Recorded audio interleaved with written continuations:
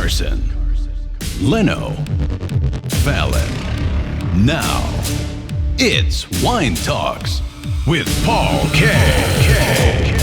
Hey, welcome to Wine Talks with Paul K. And we are in studio today about to have a conversation with the great traveling photojournalist, Dr. Michael Higgins. Introductions in just a moment. Listen to Wine Talks on iHeartRadio, Pandora, Spotify, wherever you hang out for podcasting. I got a couple of regional shows I think I want you to listen to. We are in Italy in October. Have a listen to Emilia Nardi of the Silvio Nardi Winery in Montalcino. Incredible conversation about women in wine, particularly in her era, because she took over her parents' winery in the late 70s in a very patriarchal society. Incredible conversation. And right afterwards, Alberto Cusseri. Now, Alberto Cusseri owns a winery with his father, but their claim to fame, otherwise known as, is the shoe business. And they have shoes with the great Prada manufacturer. And I think you'll have a great conversation or listen to Alberto Cusseri.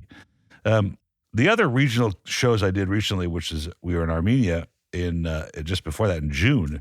And I had a conversation with Vahe Kushgarian, whose wines are becoming very popular, and the subject of a movie called Cup of Salvation, where he goes into Iran and steals grape from a forbidden wine vineyard. Also had a conversation with James Tufakian, who's releasing his first Armenian wine, as well as Marianne Sagatelian, who owns the first wine bar in Armenia. Incredible conversations and insights, but not why we're here today. Here to talk to Dr. Michael Higgins. Welcome to the show again. Well, thank you, Paul. I'm excited to be here. Good to see you. Stopped by the other day to show us your book on traveling the central coast of California. But before we do that, I kept looking at the book on Dr. Michael. I go, wait a minute. I don't think we discussed that you have a PhD last time you were on the show, did we? I don't know. What is your Business. PhD? It is. From where? Yeah, from Western University. My undergraduate is in commercial art, and my master's in business is in business. Wow. That's interesting. And was that because master's art wasn't paying off? Doctorate is in business. Yeah, right. art wasn't paying, so you decided to go get it. No, I've always mixed the two. Look at the book. The book is art. That's true. That's where I learned. That's where I trained my eye. That's where I got the design, the photography, and the art skills. And then you match it up with the business skills. It's the great combination. Wow, it's a great combination, yeah. Yeah. Well, but, it was intentional. It's still, yes. It's funny because my old partner in my old business, which was a software business, he's a couple of years older than me, so he's probably 67, 68. He just got his master's. Yes. And I'm wondering, like I said, why would Master's you in business? Yeah. Yeah. Like, why would you go get your master's at 65 years old? And he says, well, I just want to hit a home run one day. His real life experience might even be more of a home run. Well, that's right. Maybe it's a story too. Yeah. Actually, when I worked with him, one of the great sales guys of all time, not because he was a fast talking shoe salesman or used car salesman, but it was because he knew how to take a client's needs, understand them, regurgitate them, and then solve them with his whatever products were in his quiver. And that's a great skill. That's a great skill. So he should be teaching that MBA class. I'm sure he raised his hand a few times to tell him, no, you don't got this right. Like Rodney Dangerfield in Back to School. Perfect. Yes. So you retired. I am. You're out outright. How long has that been? Oh my gosh. It's been retired from the magazine business. Yes. So my last year was 2010. So this is like 13 years. Wow. I know.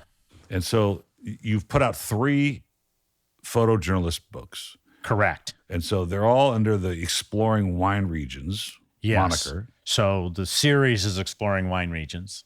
So Exploring Wine Regions, Argentina, the first one. Bordeaux, France, second one. California Central Coast, third one. I'm almost done. Coming out this year is Mexico. And after that is Greece. So, I'm podcasting. I'm all over the world putting together shows. I'm having to book the clients. I'm having to book the flights. I'm having to make sure I'm at the winery on time for the podcast, and I have all my equipment. It's all working. Who's doing that for you? Moi? Well, doing which part? Yeah. I mean, are you doing it all by yourself? I am. See, when I wanted to get out of the magazine business, I wanted to get out of the deadline business. Yeah. I mean, with magazines, you got to do the next one and the next one. And I wanted out. Yeah. Well, the other thing I really realized I wanted out of too was managing employees. So, I've got an editor for the book, but I contract with her. I've got a proofreader for the book. I contract with him. I got a web designer. I contract with him. But when it comes to the book, I do the book. At the destinations. Okay, so right, you've the keystrokes you think up, but you got to be. Let's say you're talking about Mexico. You're 95% done with the Mexico book. Yes. You had to go down to Mexico. You had to make sure the flights were there. You had to make sure that the people there to receive you, to take the pictures. So what I do is I have my itineraries created by somebody at the destination. It's either a tourism person, a winery association. Right. They know. I give them the parameters I'm looking for, which is high quality wine and great tourism. So they put together the itinerary. All I need to do is the flight. And that part's not so difficult. I get there, and once I get there, everything is laid out for me. And so don't you have some kind of expectation of who you want to see when you go there? Like now, Mexico would be different because it's Valle de Guadalupe mostly, and it's all new. I mean, pretty much. But let's say you're going to go to Bordeaux, which you've already done. You contracted with a tourism or a winery tour group to figure out where you're going to go and who you're going to talk to? In that case? On my first trip to any of these places, I just let them do what they're going to do. I guide them. I give them an idea what I want. Yeah. But after I'm there, I get knowledgeable after the first trip. And then on the second and third and fourth trips, I'm a little more specific about what I want, some of the wineries I want to go to, restaurants I want to go to, winemakers I want to meet. Then I'm more specific. So these groups used to that type of work? Like, in other words, here's this photojournalist. I'm Michael Higgins. Man, I'm Michael Higgins. And I'm coming to town, baby. And I want show me around. Because what I'm worried about, and I think it's a great idea, because I'm putting together a trip to Bordeaux right now and to Piemonte, and I'm doing it myself. I'm reaching out to my clients. I'm reaching out to my contacts in the industry, and it's hard work. That is hard work, because when I started in Argentina, and I went there my first time for 5 weeks, and I put the itinerary together for 5 weeks, wow, that's hard work. Yeah. It takes months and months to do that. It's better that they do it because, first of all, they want to show off their wine region. Yeah, right. They want so they're going to give me a great itinerary, and they know everybody. They know the pieces to put together. Since you're in the industry for so long, it's probably less of a shock to you than it has been for me to understand the value of this type of press. In your case, it's an amazing press. In my case, it's podcast is a emerging media, and so. Yes. The attention I've gotten as a podcaster has been exponentially greater than as a buyer of, over the years, 17 million bottles of wine. You would think that would carry a little credibility. You would think that would carry a lot of weight. You'd think so. But you sit somebody in front of a microphone. It's the media. People want to see this stuff. I think that's what it is. You put it in front of a microphone, you put it in front of a camera, and you're a bringing interesting people for your audience to find out about. And people want to do that. So I suppose from your standpoint, because I think this is a great idea. Now, here's something that's kind of interesting. Maybe you can peel this back a little bit more. I did have a conversation with one of the guests that's coming with us to Bordeaux. And I said, I got to bring, I'm having a tough time, and I wasn't at the moment really exactly having a tough time, but I was expecting a tough time to bring 12 people to a winery. Okay. Right? And I'm not having difficulty. They're willing to entertain us. But her comment to me was, you tell these people that I'm a buyer, that we're going to buy wine from them. And my comment back to her was like, that's not my relationship with them. My relationship with them is of media. It's of an inside player, inside baseball guy. And I don't want to act like I'm bringing money to your thing. But then I flipped it around to myself. I said, but that's what they're in the business for. That's what they're for, right? Do you find, exactly. Your reception when you come on these tours is just an open door policy, basically? Yes. It's great. They show you around. Yes. Where to take the picture. Their preferred point of view, maybe for a photograph. Well, I do only one winery a day. So this is not an in and out sort of No. experience. I'm Yeah. spending the day with the winemaker, the vintner, walking through the vineyards. Maybe there's an agronomist. So as they're showing me what they have, I'm finding the photographs and I'm so taking notes. In the latest book, Central Coast, which is Yes. a large swath of land in the California wine world, Yes. how many wineries are in there? Wow, there's over 100. So 100 days. I think there's 106 to be exact, if I remember correctly. So 106 days worth of massaging this. 112. Wow. So 112 Yes. days minimum of travel. Oh, yes. I mean, just sitting there, forget the travel time. Then who writes this then? You're the I photojournalist. do. I was looking Were here. you an edit- when you were doing the magazine? 29 weeks. Well, So I don't know 29 how weeks. many days you did of the 112, but there's more days than that because I'm including restaurants. I'm including like activities like Mm-hmm. horseback riding through the vineyards. With the Central Coast, there's a coast. So I include really great places along the coast to Yeah, right. include. It's a whole travel, tourism, wine, food experience. What was the magazine you were producing? Flying Adventures. Well, it's kind of the same thing. I mean, it's Travel. the same book. It's travel. It's yeah. travel for people who own private planes. Has anybody asked you to put this in film media? I have. You have done it, or you've had people have asked you? I've had people ask me. I'm interested. And what did you tell them? Look, I'm interested. I'm ready for my close-up Mr. DeMille kind of thing. Yes. No, I mean, the pieces need to be put together. Yeah. Because travel shows are hot. It makes sense to do it. You know, Stanley Tucci, going to Italy and having a piece of pizza. Maybe People want to see that. Just like people want to watch your show. It's the same thing. People want to see this stuff. Well, this is why I brought it up. I'm in the middle of pitching a show right now. I don't think I sent you the reel. No, I haven't seen it. I'll send it to you. Okay. And the idea is sort of a Bourdain style show. Okay. So we're not, and here's my problem with most wine shows, and I think most travel shows. I don't really care about some guy going up to the pizza parlor and getting a piece of pizza and talking about how good it is. It doesn't really enthuse me. I don't care that somebody's standing in front of a chateau or in the barrel room, swirling and sniffing and saying, "I smell cedar and licorice in this." I don't care. I don't know how people care, but I guess that's me.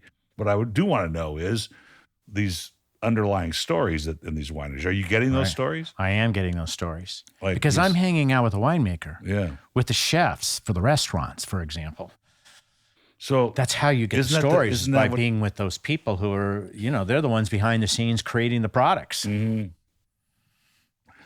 like yesterday, I went to a tasting and I tasted the Moraga wines from the Bel Air. Isn't that an interesting wine? You know it. I know it, and I thought nobody can make good wine. It's not a wine region. There's no good terroir, but the wine is really good. Where did you have it? I had it in my house. Can you believe that? So, prior to COVID, there was a group I was involved with that we did a tasting of the top 100 Wine Spectator wines. Oh, that's And fun. this was being held at my house, and we only do red wines. We make it I think a 93 points and above, but once you can't bring more than one of the same bottle. So this is great. So 20 people means 20 different bottles off that top 100. Yeah. Well, anyways, there was a guest invited, and this woman brought that wine, Wow. and that's how I tasted it. It's total surprise. Yeah. Total surprise. Amazing I how went to good it is too. Very high-end Cabernet tasting yesterday, and they were standing there, and it says Moraga, and it says California Appellation. I go, and then I saw the Bel Air. I go, wait a minute. This is Bel Air. It's Beverly Hills. Yeah, and there's no appellation for that, and so it has to be California. It could be LA County, maybe, or some South Coast, maybe. But they have vineyards there. But yeah, the wine was very good. I go, where are you making it? They go, here. I go, what do you mean here? He goes, yeah, we have the facilities here. And the reason I brought it up was I actually the facilities and the vineyards. Yeah, it's all and right the there. woman who came to my house was from the winery. I Oh, don't was she? remember her name. I have it. I bet I met her yesterday. We'll chat about it off camera. The winemaker was there. Yes. And so we started chatting, and he's like telling this long story about his career. And I thought, wow, forget Bel Air itself is interesting, but his path to get to Bel Air as a winemaker, there's only one in the world, right? I mean, think about it. it's a pretty exclusive opportunity this guy gets. It really is. To be in Beverly Hills and make wine. And the only one. Right, the only one. And so I thought, you got to come on the show. He goes, come out to Bel Air. You come with me. I will come with you. That'd be fun. We'll sit with the guy and we'll talk. And Yes. we'll have the microphone's going. Okay. But the point I got to is that, wow, what a story, this guy's history. And when you said terroir earlier, I want you to tell me how in the book you try to peel this back. Isn't terroir include that person's path to where he or she's sitting at right now? Yes. Like Yeah. the terroir of not only the earth and the sun and the water, but what came to the table with that winemaker's experiences. You get to that? Well, I think it goes on to the climate and the people who work there too, is the terroir. So, For some reason that I guess we don't know, they've got some good soil, maybe the right location for maybe the winds coming off of the Pacific Ocean. They've got someone who knows how to manage that vineyard, how to harvest it, make the wine. but you've heard 112 stories alone in this book, That's right. and they all must be individually fascinating. And every one of them's different. Yeah. I've had people say, when you write about a second winery, it's just like the first winery. All you do is you crush grapes, you ferment, what's the difference? But they're all completely different. Yeah. Different stories, different people that are interesting. And that's what's the fun about me writing it and hopefully what people love about reading it. Well, I think that's the point I just made, which is terroir is those stories. I mean, so I have this conversation with people, and that is it better? And you've talked to these people. Maybe give me an opinion. Maybe it's not better. How different is it that there's one, let's say, cellar rat, bootstrap winemaker who's been making wine from the same vineyard for the last 20 years, versus that you take that same vineyard and you give it to a person who's made wine in Australia, Argentina, Bordeaux, and now California, and we get two different wines. Absolutely, two different wines. Right. So isn't that the terroir? Isn't that part of the terroir? That's why people, I think, because I think if you look up terroir in the dictionary, it's the location, it's the soil, it's the climate, it's the weather, but it's obviously the people, because the people make the difference. They are the difference. Yes. I was thinking about this philosophically, and we were talking about biodynamic wine. I had a conversation yesterday with a young man who just bought a biodynamic winery at the base of the Pyrenees, and he's trying to figure out what to do next in America. Yeah. And I thought, biodynamic wines, any here in the book? Yeah. In Central Coast? There must be a handful. Yeah. Lots of organic and biodynamic. It's becoming popular. And the truth is, when they go that direction, the plants are healthier, the vines are healthier, the grapes are better. When you don't have chemicals. What's the prevailing reason when you talk to a winemaker, like, yeah, we've been organic, we just got certified, or we got certified 10 years ago, or we've been doing this always this way. What do they tell you? Like, why did I do this? Why did you convert? It's more expensive generally to farm that way. It is. And it takes time. Yeah. When a vineyard is used to chemicals, it takes time to wean it. It's just like people. If we're on drugs, it would take time to get off the drugs and go to a more natural, healthier approach. Right. That's true. It's the same thing with the vineyards. It takes time. Did they ever tell you why they do that? Like, what's their prevailing reason to go through the effort to get certified and wean the property off of? Well, I think there's really a couple of answers that I get to that. I mean, one, they live there, so they don't want to be around the chemicals. Right. I mean, live there, work there. I mean, they don't want to be around the chemicals because it's not good for them either. And the other thing really is that farmers realize that healthier grapes come from natural, not from chemical. So those seem to be the two big reasons. So yesterday I had, and I think that's valid, the European, I like to say this, the European version of saying that is, my kids are playing in that vineyard. Well, that's true, right? Right? And the dogs are out there. And the dogs are running through the vineyard with their noses up in the... Yeah, right. And you're putting chemicals on there? There's a guy, what was it yesterday? Neil Vineyards, rather staunch defender of organic and biodynamic wines, been doing it like 20 years. Okay. And the wines were solid structure, because the early organic biodynamic wines that came to the marketplace tasted like kombucha. And the argument was that, we're organic, so you should put up with it. And I'm like, but Wow. the monks of Burgundy were organic, and the Bordelais didn't invent, copper sulfate until the 40s. So we always were organic, right? Yep. And now we're applauding ourselves for going back to organic, but we screwed it up in the first place. Yes. Anyway, the concept was, and maybe there's some information through your travels, that originally they would tell you that organic farms of anything couldn't produce enough to feed the world. Have you had any inclination from these guys? From quantity? Yeah, like the issues with yields from an organic farm? But large yields are not the quality wine. That's true. Oftentimes, they're taking grapes off of the vines so that there's more energy going to the grapes that are left. Yeah. So I'm not sure it's about quantity. But one of the things you were making me think of, my next book after Mexico is Greece, and I've had one trip over there, and I was off in the vineyards with this woman who owns one of the wineries there, and it's this dirt road, and on the right side of the dirt road are her vineyards, and on the left side of the dirt road is somebody else's vineyards. And on the left side of the road, those other vineyards, they look beautiful. They are chemical vineyards.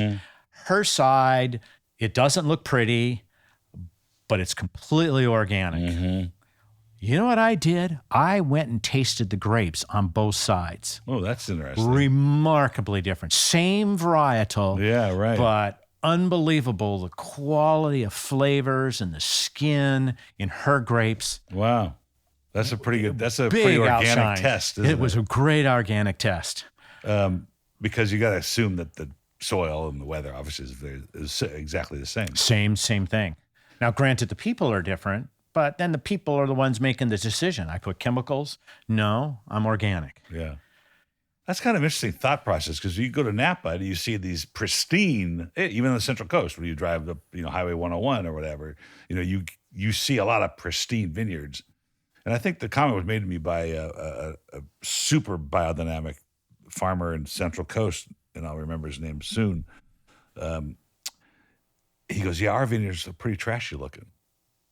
And that's They're not spraying poison on the weeds, for example. Right. Forget about the vines. Well, sometimes it's the just ground the cover weeds. is grown particularly to regenerate that soil based on what is missing. And putting plants in that soil. Yeah, right. That will add. I guess it was probably interesting. always like that, right? I mean, why do, and this is, you're not going to answer this question necessarily because you're not a botanist or a vineyardist, but what do they call those guys? But why did we go to that? Why did we go to this pristine Napa Valley, every leaf in its place type vineyard? Is that because of our egos to make it look better, or we wanted to show off something, or we didn't know any better? I wonder what that is. And actually, that makes the question. Well, I mean, my first answer is pharmacology. Yeah, I suppose. Yeah. It's just with people. I mean, it's like, they're selling drugs for people and plants. Yeah. However, getting back to the same woman in Greece, when you go to her winery, which at the winery, it's still organic, but they put a lot of time into making the vineyards in front of the winery look good. Mm-hmm. So I think part of it's tourism. Like you're saying, you go to Napa Valley, they want beautiful setting so that's what tourists want. They want to see beautiful, because wine regions are beautiful. They're here to sell. It's almost like I have this romantic version of wine, which is either subsidized by God so that we don't have to worry about making a profit, and we only produce the best, most ethereal value of wine that we can because there's no profit motivation to be had. Mm-hmm. I mean, the other day I heard that somebody is now counterfeiting Yellowtail. No. So, I mean, why do you counterfeit a $6.99 wine? Because there's billions of gallons of it sold, and probably nobody knows the difference if you open a counterfeit one anyway, because they're all crap. Right. That's a good point. But if you can't get caught. If you could take profit out of the equation, you might end up with a different product, and maybe it is something that's truly an expression of where it's from and when it was from, and that's what wine should be. like yesterday, I tasted a Cabernet from Knights Valley. It was off the charts, incredible. And we had this discussion that I'm having with you now, and they're like, no, thank God we have another business that makes money. Mm-hmm. Yeah. We only do this because of because we love it. Our value to ourselves, and hoping to show the world something. Well, like in the beginning, you asked me, am I retired? Yeah. Well, yeah. I mean, I do this not for the money. I do this for the food and the wine and the travel and the cultures and the people and the beauty. That's why I do it. That's not bad, huh? It's not bad. It's a great way to live. And I'm producing books so other people can go and live the same thing. And that's the coolest part. So Argentina was your first book, which is interesting. You start with that, and I asked you that question. And then Bordeaux, which of course you have to do. But you go to Central Coast. Why don't you go to Napa and Sonoma and that part? Well, I started with the theory that it was going to be a California book. Mm-hmm. And then as I dug in, I realized that that's a lot. Yeah, right. But secondly, is that I wanted to show people the Central Coast because Napa and Sonoma are famous. Yeah. And the Central Coast is kind of under their shadow. Sure. And so I wanted to bring the limelight to the Central Coast so that people knew the wines were just as great, the food is amazing, the tour is amazing, beautiful. The Central Coast is from south of San Francisco. Yeah. So it starts in Monterey County. So south of Monterey, right? Then you have the San Luis Obispo County, which Yeah. includes Paso Robles, and then the Santa Barbara County. It's that sliver of the coast there. So Monterey's included in the Central Coast? It is. I didn't realize that. Yes, and it's in the book. Yeah. And it's an important winery. Well, 112 wineries. How about, what's funny about doing, you know how the teacher learns more than the student? Yeah, right. I learned, this is fascinating for me to learn things like, for example, the quantity of vineyards in Monterey are equal to the quantity of vineyards in Napa. It's that big. You're talking about square footage or acreage? Yeah, acreage. Acreage of Or number of vineyards. wineries? No. The acreage of vineyards in Monterey are equal to the acreage of vineyards in Napa. Huh. Who would have ever thought? Well, yeah, Monterey, yeah, I guess.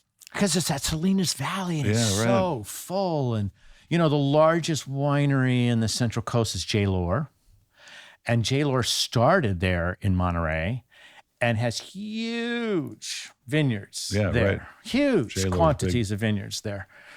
And not the only one, of course. Yeah, right, no. But, that's what's interesting about those appellations, particularly Monterey, is now they're figured out some Bordeaux varietals. And so they're able to grow Cabernet and even Sauvignon Blanc that are of, pretty good reputation, like Smith and Hook, where... But it's tricky because that's a cold It's region. too cold, right? Yeah, it's a Pinot Noir, Chardonnay, Right. Mecca. They're beautiful, yeah. Oh my gosh! Well, the Santa Lucia Highlands. I mean, So, that is incredible Pinot. This is these are travel books. They're a little bit of a history book. Yes. You ever thought about some really historical districts that really don't produce that much anymore, like Cucamonga? Well, Like peeling that story back? in this book, I went back 100 million years ago. Oh, Is well, that that's far probably enough long back? Yeah. Probably got Within some a great couple of quotes years from of back that. then, huh? What happened 100 million years ago is the Pacific Plate under the Pacific Ocean came up and hit the North American plate, which was really Canada and Mexico and the United States. And they hit, and it left a sliver. And that sliver is still there, and that's the Central Coast. In fact, those two plates are still alive. The San Andreas Fault Line is that movement. And so everything to the west is that Pacific Plate. Yeah, so right. get back to terroir. Yeah, right. That came from deep under the ocean. Think about what came up and the terroir that these winemakers have to work with, which also includes Bel Air. Because Sure, that I guess it strip would, goes yes. down and includes Baja. right, So it includes the Valle de Guadalupe, which is, in the next book. Yeah. Huh. And so then you take that tectonic movement, Right. which creates part of the character of these wines indirectly, and then you take that latitude and you take the Right. influences of the latitude and you start going, now this, I can see the differences, why the difference between this, what would be the same tectonic plate between, I'm just hypothecating here because I'm not a geologist, but, Valley de Guadalupe, heading north to Bel Air, heading north to, Central Coast, Santa Barbara, and then head up to Monterey. That the differences have to come from this latitudes.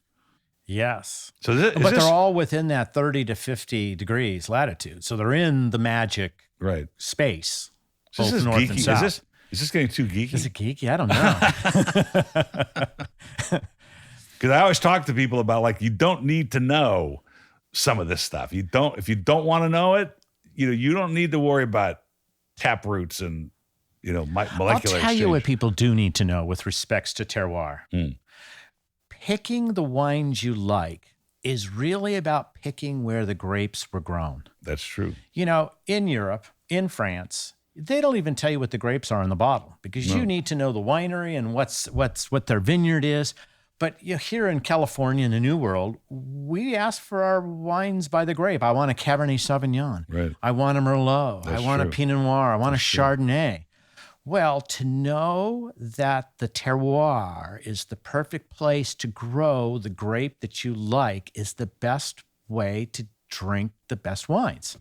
When I go to a restaurant, for example, and I look at a wine list, most of the time I don't know most of those wines, because there's thousands of wineries. Of course. So I'm looking at, okay, what do we want to drink at the table? And let's say it's a Cabernet. Then I'm going to look at where were the grapes grown for those bottles. And I can generally get a great bottle in that method. Right.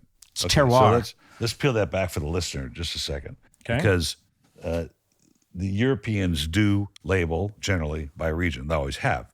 And if for the listeners go to the shelf, and unfortunately the import section of most supermarkets is pretty bare bones entry level.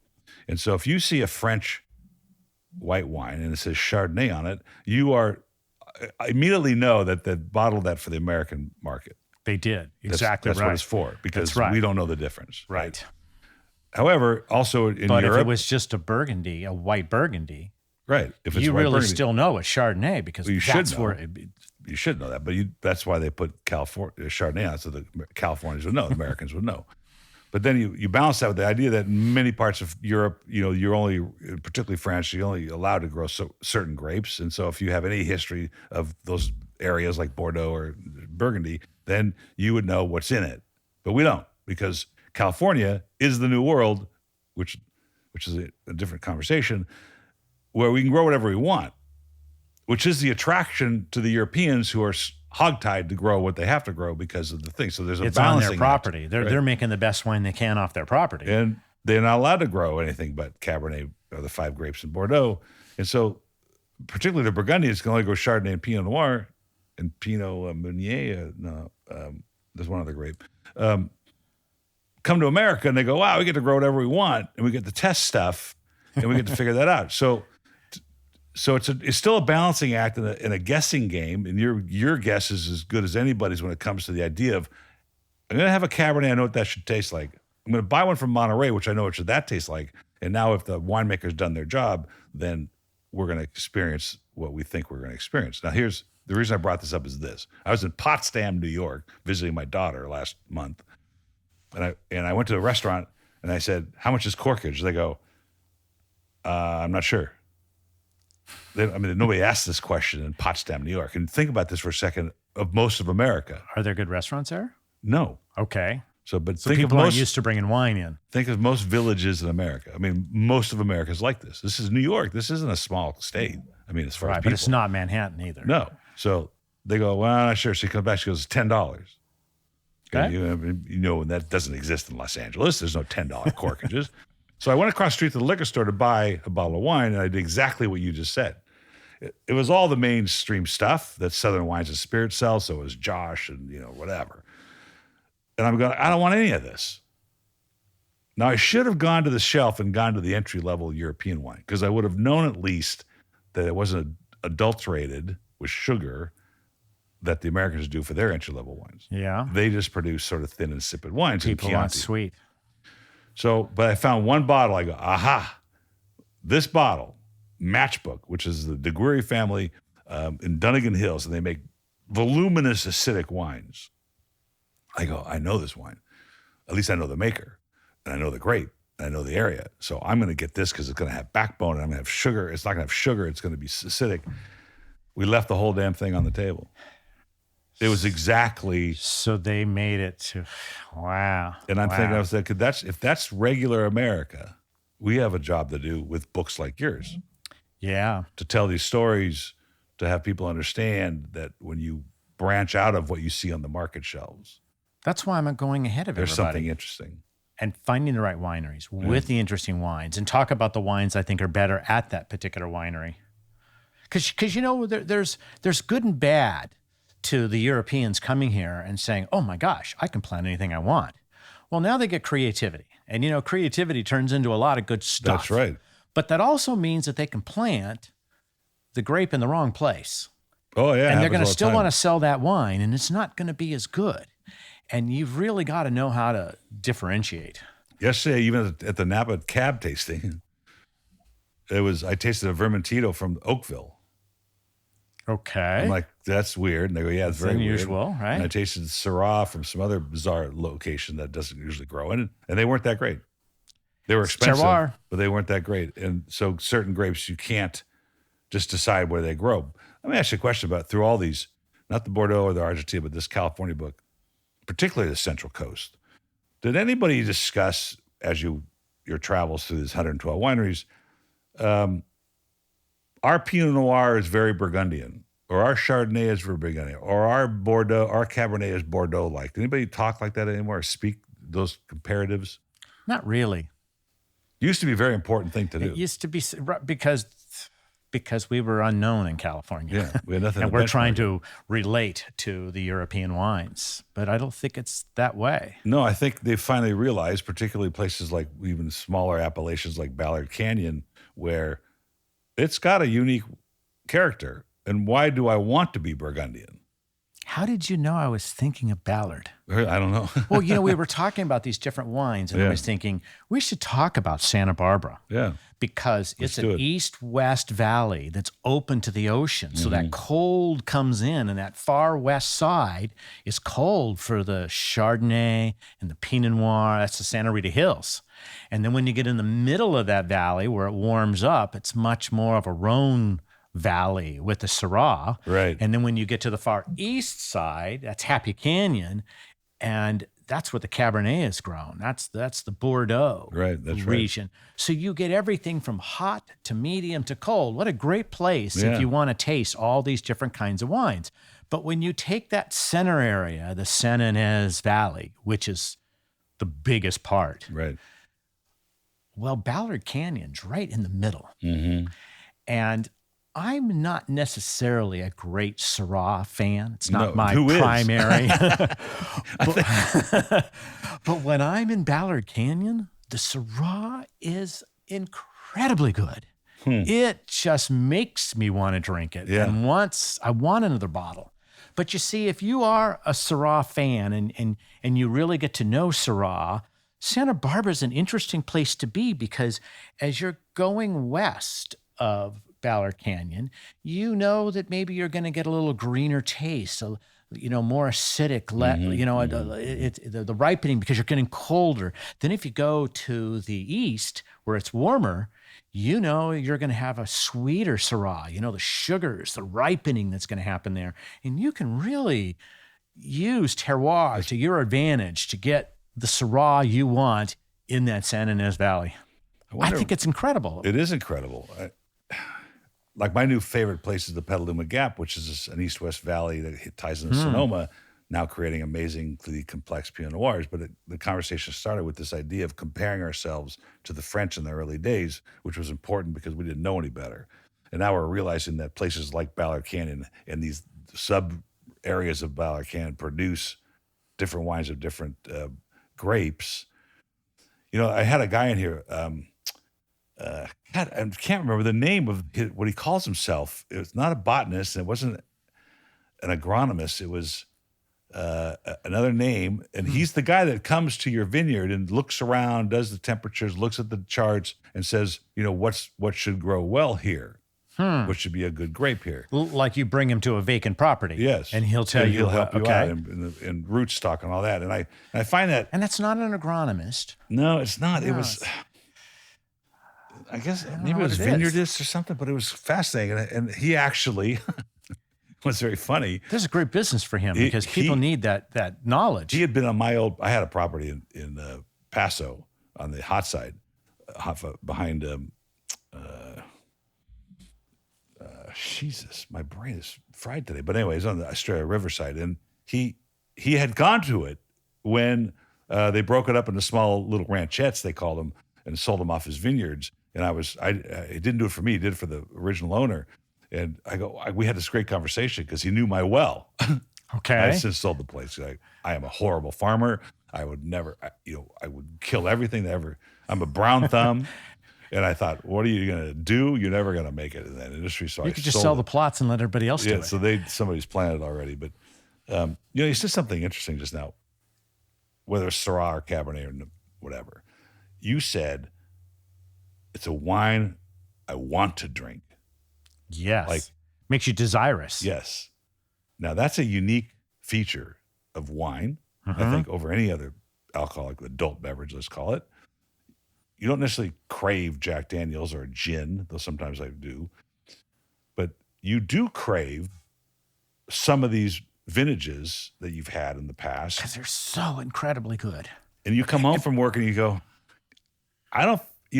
one night I opened 3 different bottles because I start with a Cab. I go, I feel like this. My wife will drink it. I open a Pinot Noir. I go, I don't feel like Pinot Noir. And I end up with a Rioja, So you taste enough that now your mind is thinking, I feel like. And it's unique to wine.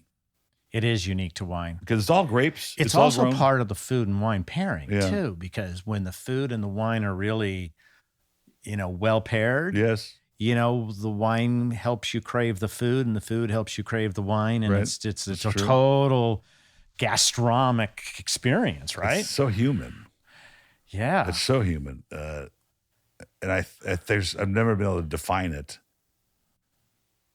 why wine does that, because all of the conversation we've had so far about terroir and the different temperatures and for the listeners, there's UC Davis has a whole chart of hot days versus cold days, and you plant based on some of this information.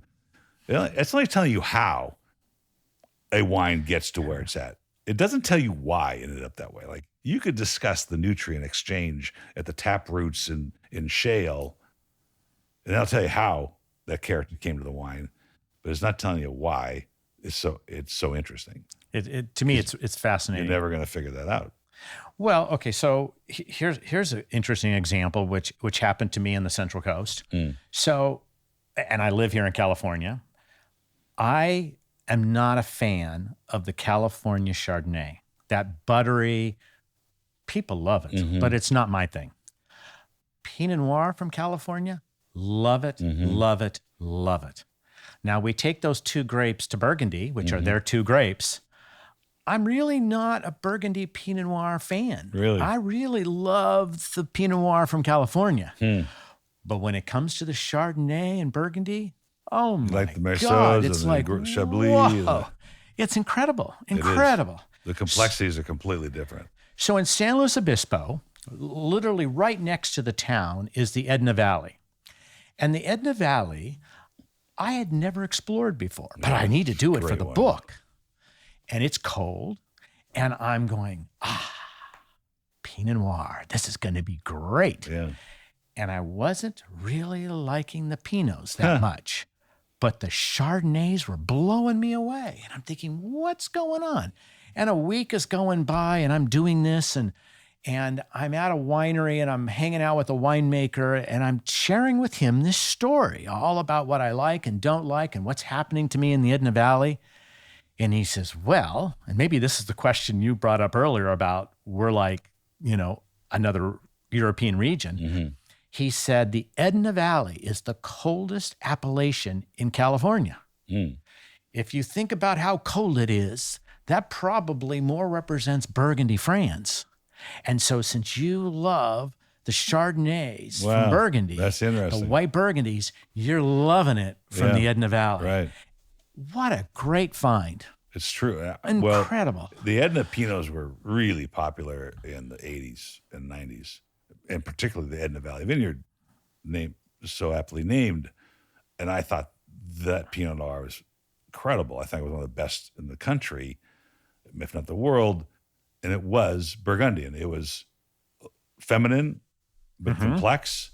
And that's what fascinates me about Pinot Noir from Burgundy is that properly appellated, you get this color and you look at the color, you go, wow, what's going to be in this? And then you're like blown away by the layers of character, as well as the Chardonnays, as well as the Merceaus. I mean, those are such elegant versions of Chardonnay that you taste the grape itself, the complexity of the grape. You don't taste. Like we went to, the other night we went to, what's it called? Downtown, the Palm. Okay. Is that what it's called? The Palm. And I walked in, and my friends have already ordered their wines and martinis and stuff, and the girls go, smell this. I go, this is Rombauer. They're like, how'd you know? I go, because it smells like a popsicle stick. I mean. And buttery. Yeah, and so it's like so obvious. It's like, you're right.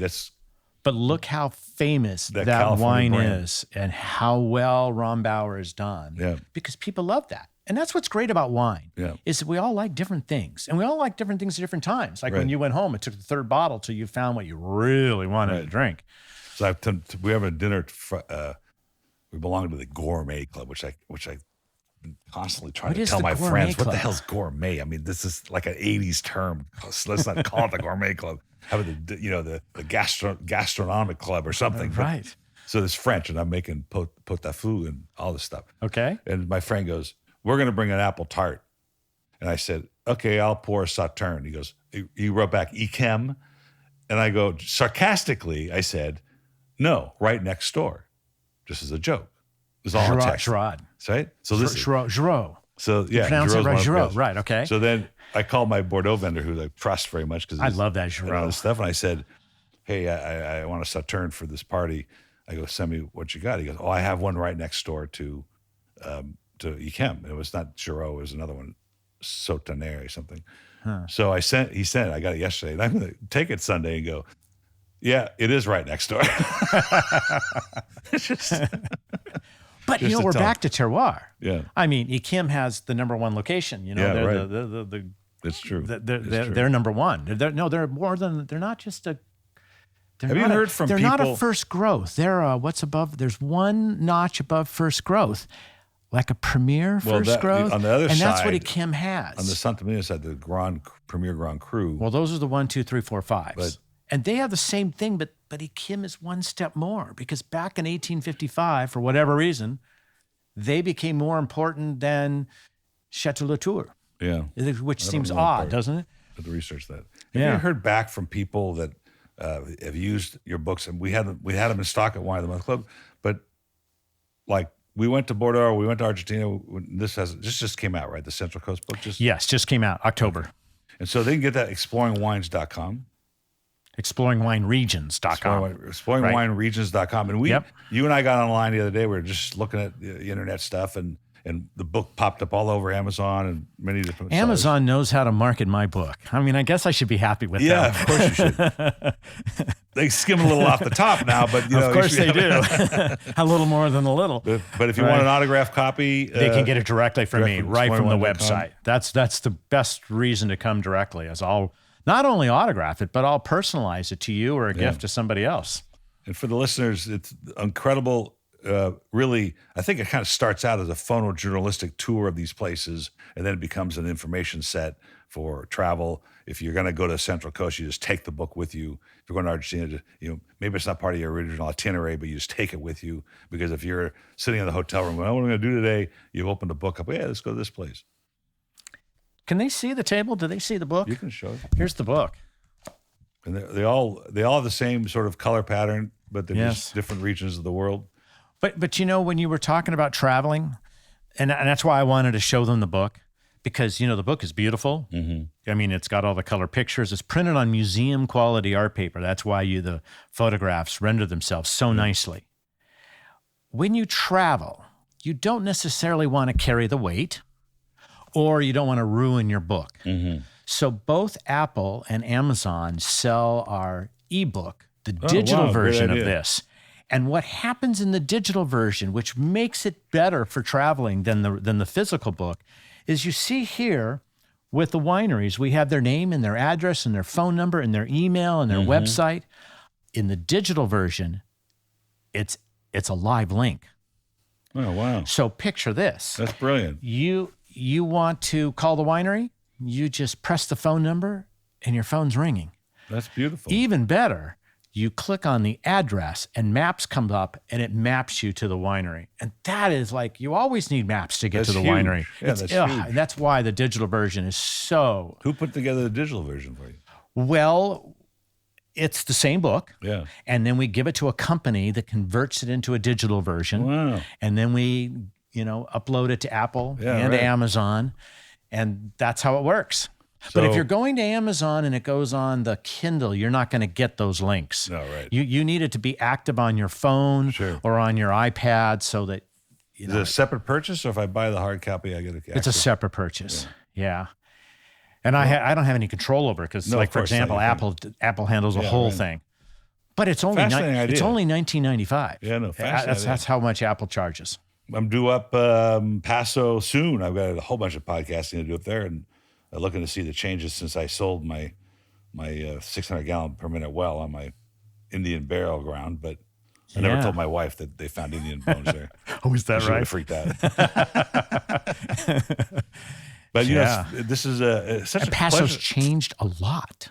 Oh, it's changed a lot. Well, the food's like if you haven't been there in a year.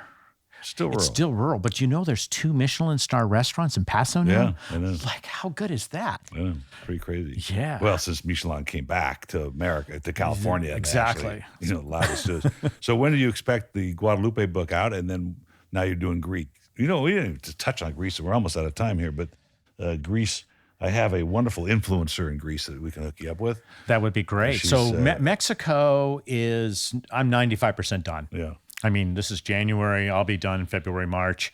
Has to get printed, has to get published. It comes out in October. The official release is October. And Valle de Guadalupe in Baja, Mexico is the primary region, but there's 2 secondary regions which are in the mountains north of Mexico City, Guanajuato and Querétaro. And so Guanajuato is a brand new wine region. It has a town there that's called San Miguel de Allende. A lot of people might have heard of that because Americans love this town. In fact, I'd like to joke about the fact that Spanish is the second language in San Miguel. And then next to that is Querétaro. And Querétaro is a sparkling wine region with incredible sparkling wines. I mean, the winemakers there were trained in the Cuyo and in Champagne, and they come here with these skills, and they're making great sparklings. So let's talk about that for a second. We still got a few minutes. I featured a Zinfandel from Valle de Guadalupe in 1987. Okay. So they were making wine there a long time. A long time. And the story back then, I can't remember the brand, but it was, American technology. It was an American winemaker, and they went down there. It was cheaper and all that stuff. And that's always what happens in these emerging wine regions. Armenia is the same. Georgia's the same.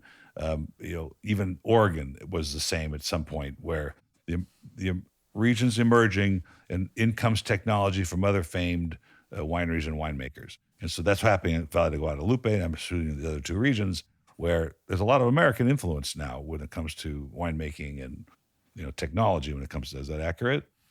In Valle de Guadalupe, the better wines are coming from winemakers who are either from or were trained in California, France, Italy, Spain. Right. That's where they're coming from. Well, look, I'm going to flip that around. I had a podcast with a guy in Missouri who has taken upon himself to bring back like 12 American wine varietals.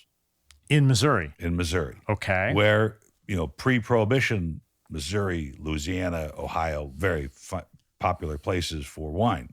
Well, it'll grow there, but is it the right terroir for good wine? Well, here's the point. So you've got Valle de Guadalupe. Now you're going to be in Greece, and Greece has a lot of indigenous grapes that we can't even pronounce. But yes, they do. But Valle de Guadalupe now has influence from outside wineries, and so they bring to the table 100 years of let's say, human terroir. Yes. Here's this guy in Missouri who has zero of that because these grapes have never been touched by anybody since like 1897. He's really bringing back history. And so he has to peel back every variable possible to see. And he's already dropped 4 of these grapes because it just can't produce anything. But he hasn't learned. He knows nothing about terroir. He knows nothing about what's going to happen there. He knows nothing about altitudes. He knows nothing. It's an experiment. All these grapes, right? So it's like almost impossible permutations to finish. But this is what happens in the world of wine and what I'm getting to. Oregon did the same thing with the French Burgundies. They came in the early 80s, started planting stuff and making wines, and now they have some established brands. But that's not enough. We have these wines. I've tasted many, dozens and dozens of wines from Valle de Guadalupe from one vendor, because who's bringing them in? Who's going to tell the world that these things exist? And that's the business of wine. Right. That's the real business of wine. That is the real business of wine. And so through your travels in Mexico, and Central Coast is a well-established region. They have all the regular distribution channels. The regular people are players. But Valle de Guadalupe, what are they saying? What are they saying about the world market? Are they telling you about it? Are they like, we can't get any traction, or we're killing it? And well, the stat that I just saw is only 5% of their wine is exported. 5%. 5%. Does nothing. And United States and California is not the total picture. No. Because a lot of that wine goes to Spain. So because it's Spanish surname and Spanish origins, I mean, so to speak. They're not really Spanish. For example, Freixenet. Yeah. That's a Spanish from Spain. Sparkler, yeah. And that they have a huge winery in Querétaro. And a lot of that wine goes back because remember, they're owned by Spain. Right. And they're a gigantic producer. That's interesting. I think they're producing 2 million bottles a year. Down there. Right. Just at Freixenet, Mexico. Wow. Yeah. That's a ton. But when you go to Valle de Guadalupe, there's another big attribute, and that's the food. The food there is amazing. I've heard that it's changing. It's incredible. You feel like you're in a Michelin star restaurant in Beverly Hills at 1/10 the price. Well, that would be satisfactory. That would please our wallet really well. It pleases the wallet really well. I'm sure, the accommodations are 5-star. Oh, the really nice accommodations. The food is great. The wine. But, here again, remember, and everywhere, not just Mexico, there's good wine and bad wine. Yeah, of course. So what I do with the book is to lead people to the good wines and the good wineries and the good tourism and the good food and great places to stay, great. Accommodations in the vineyards. There's nothing like waking up in the morning and the vineyards are out the window. We're going to leave it at that. We're almost at an hour, and we'll just pick up the next time you come in. We're going to talk about the release of that book. Okay. And traveling to Mexico to do that. I've only been to Mexico twice in my life. One time I wouldn't get out of the car. Ooh. So I want to. Where did you go? Tijuana. My mom wanted lead-filled pottery. And so, we went, and I'm like, I was petrified. So and you hid on the floor in the back seat. I was like 9 in my mom's Chrysler Newport, Okay. And then once we were in Puerto Vallarta, but now that's a place to get out of the car. But I want to visit Valle de Guadalupe. I have one relationship there right now, a solid relationship that I could lean on. Let's go together. Yeah. So I know a lot of people there. It's a great place. Do you know that once we pass the border, we're close to the border to begin with. Yeah. It's really only an hour and a half, really? Depending on where you're going in the valley. Do you fly there? Or you just drive there? I drive. It's easier. Yeah. And I go down. When I go down, I don't go south of San Diego. I go east to where Tecate is. You cross the border at Tecate. So we're going down Highway 15. That far out to El Centro almost? Or no? No. It's definitely in the San Diego area. Oh. I can't remember what's on the San Diego side because maybe there isn't anything on the San Diego side. Or something. But when you cross over into Tecate, that's where the famous Tecate beer comes from. Right. That highway goes directly into Valle de Guadalupe. Oh. So you're coming in from the northeast right past the cartels. past the cartels. Okay, they good. wave. People think it's weird that I go there and I'm not afraid. Yeah. And here's my feeling. If you're not in the drug business and you're not in the weapons business, I don't think they care about us. You give them a couple bottles of wine like you do. We're tourists. We bring money down there so people can buy what they have to sell. Right. Fascinating conversation, Michael. Good to see you again. Good to see you too. This was fun. We had some great conversations here. When the book comes out, we'll get you back in here. We'll do it. Cheers. Yes. Cheers to you too, Paul. Thanks.